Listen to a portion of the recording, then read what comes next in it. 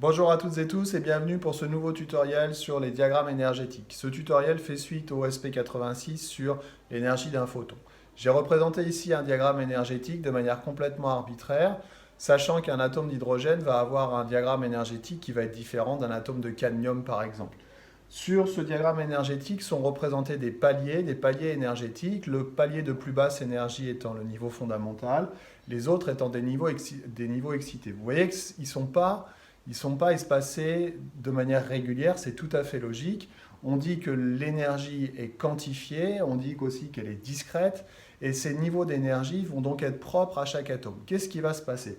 Eh bien, quand je vais envoyer une radiation, une longueur d'onde, un photon, sur cet atome va être capable, ou pas d'ailleurs, d'absorber cette radiation, cette quantité d'énergie.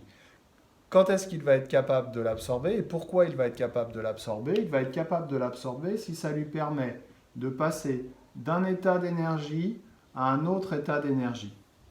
On va alors avoir une absorption et la conséquence, ça va être un spectre d'absorption, un spectre de raies d'absorption avec un fond coloré et des raies noires.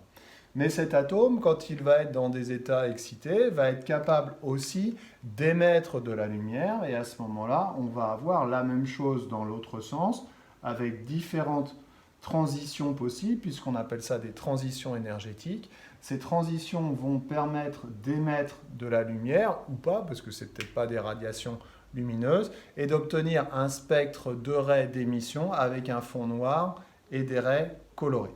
Donc, ce diagramme énergétique, il faut être capable de comprendre et de savoir que si on est sur de l'absorption, on va faire des flèches vers le haut. Si on est sur de l'émission, on va faire des flèches vers le bas. Et ensuite, d'associer ces transitions énergétiques et cette quantité d'énergie à la longueur d'onde qui est ici. Donc manipuler cette formule qu'on a déjà vue dans le tutoriel précédent pour arriver à mettre en relation la transition énergétique avec la longueur d'onde et ainsi trouver éventuellement la couleur associée soit à l'absorption, soit à l'émission. Voilà, j'ai essayé de faire hyper rapide, j'espère que c'est relativement clair.